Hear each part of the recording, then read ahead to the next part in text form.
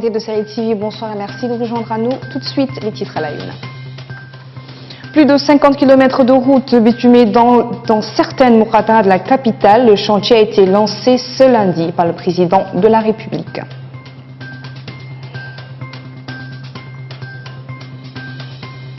Une CENI rénovée pour superviser la présidentielle 2019. Le vice-président de Tawassoul l'a annoncé hier, à l'issue d'une deuxième rencontre entre l'opposition et le ministre de l'Intérieur.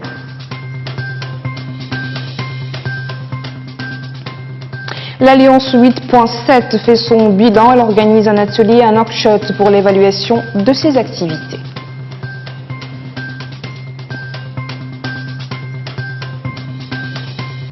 Voilà pour les titres, bienvenue à vous si vous nous rejoignez sur Sahel TV. Le réseau routier urbain bitumé à Nouakchott connaîtra une nouvelle extension.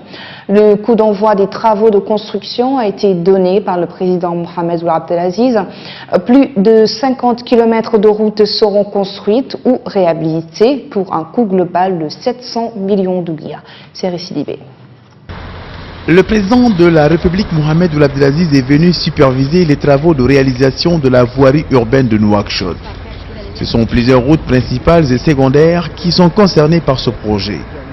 Il comprend deux volets. Le premier porte sur 24 km de route bitumée avec bordures et trottoirs réalisés pour un coût de 4,7 milliards d'anciennes ouguias sur fonds propres de l'État mauritanien. Quant au second volet, il profite au Moukata de Tavrazena et couvre le carrefour du stade Cheikha Ould Boudia jusqu'au marché Shingiti, l'ancien marché des femmes, en passant par plusieurs quartiers. La deuxième partie du projet consiste en la réalisation de voies bitumées dotées de bordures et de trottoirs d'une longueur de 26,7 km couvrant les Moukata d'Arafat, d'Arnaïm et d'Elmina.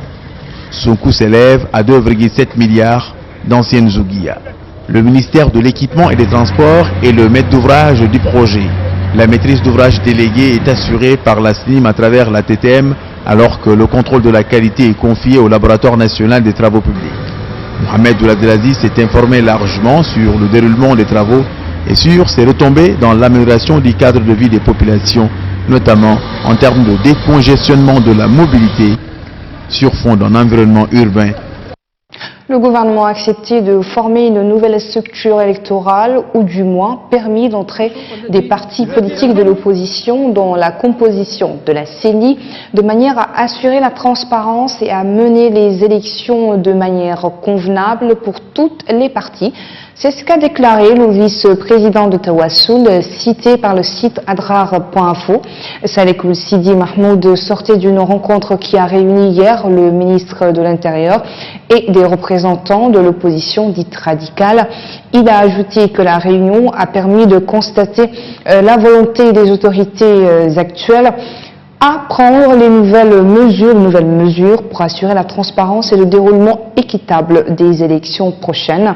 Il y a 3 semaines plus tôt, l'opposition mauritanienne avait remis au gouvernement une plateforme dans laquelle elle demandait la mise en place de ce qu'elle a appelé les bases saines pour l'organisation de prochaines élections présidentielles. Quelques jours après cette initiative de l'opposition, le ministre avait rencontré les représentants des partis de l'opposition avant de s'engager ce dimanche de la transmettre au gouvernement et leur faire parvenir les réponses. Lancement à Nouakchott des travaux de l'atelier de planification stratégique sur l'Alliance 8.7. En Mauritanie, objectif éradiquer le travail forcé, l'esclavage moderne, la traite des êtres humains et le travail des enfants. L'Alliance 8.7 est un partenariat mondial inclusif engagé dans la réalisation de la cible 8.7 des objectifs de développement durable à l'horizon 2030. Hamaoula Jagana.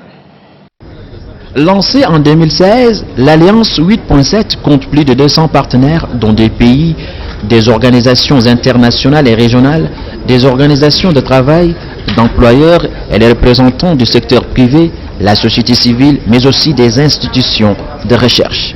En effet, cet atelier organisé aujourd'hui pour la première fois à Nouakchott rentre dans le but de l'identification des principaux défis et les initiatives novatrices pour accélérer l'élimination du travail forcé et du travail des enfants.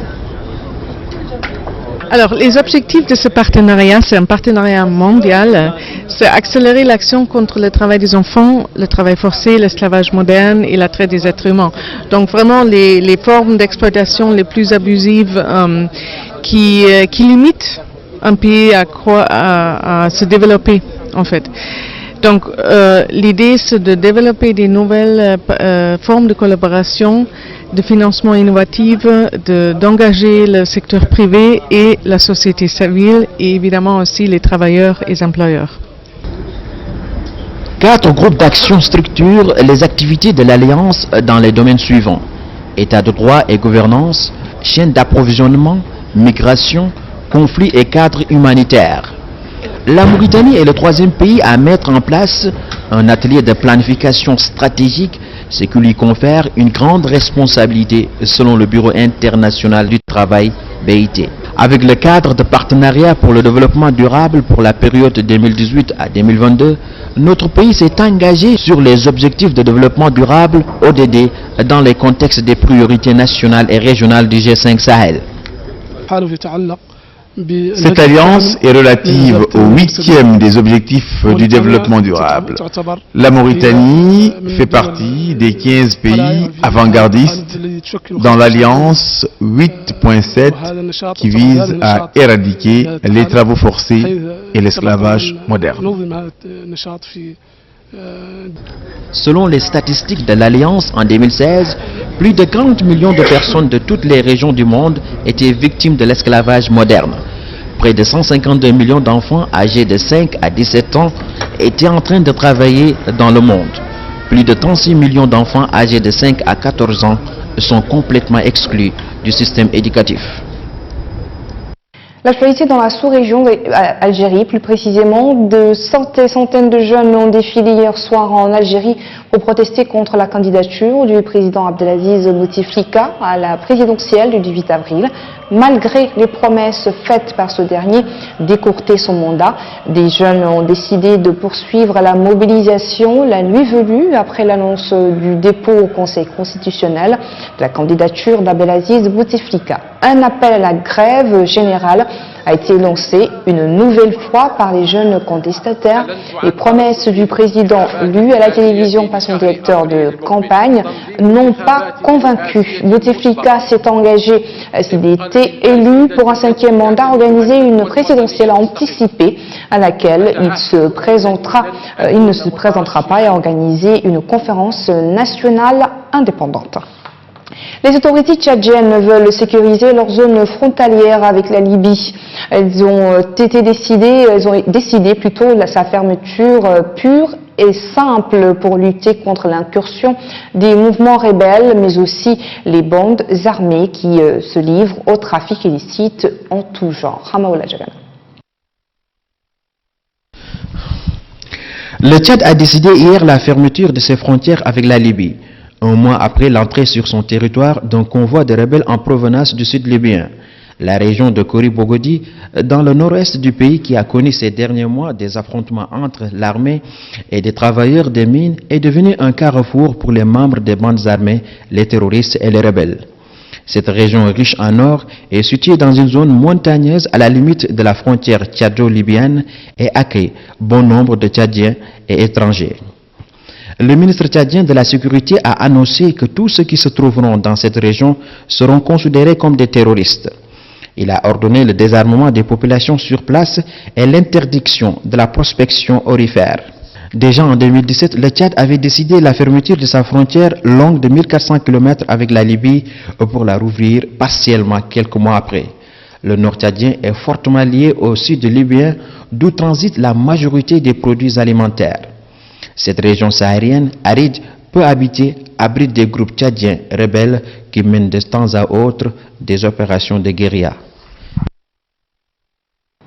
Environ 150 djihadistes du groupe État islamique se sont rendus lundi aux forces démocratiques syriennes à Baghouz, la dernière enclave des combattants islamistes dans l'est de la Syrie, rapporte l'Observatoire syrien des droits de l'homme OSDH. Il faisait partie d'un groupe de 400 personnes qui ont quitté le secteur attaqué depuis vendredi par les FDS, une coalition rebelle syrienne dominée par les milices kurdes et appuyée par les États-Unis. La prise de Baghouz marquerait le couronnement de 4 années d'efforts internationaux pour venir à bout des djihadistes, même si l'État islamique demeure une menace.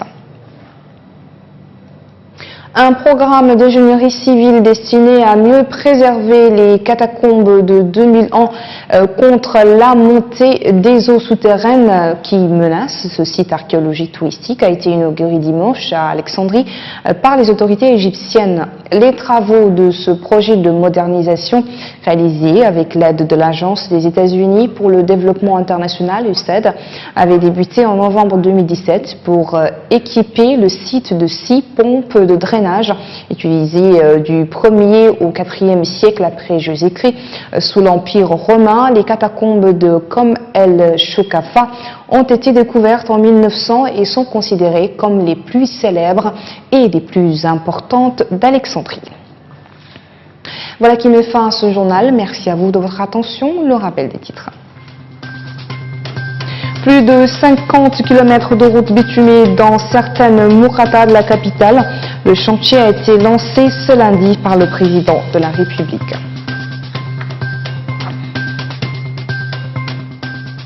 Une CENI rénovée pour superviser la présidentielle 2019. Le vice-président de Tawassoul l'a annoncé hier à l'issue d'une deuxième rencontre avec l'opposition et le ministre de l'Intérieur.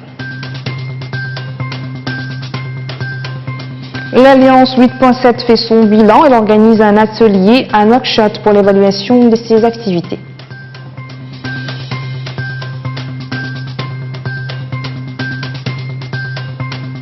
Restez avec Sahel TV, le programme continue. Bonsoir.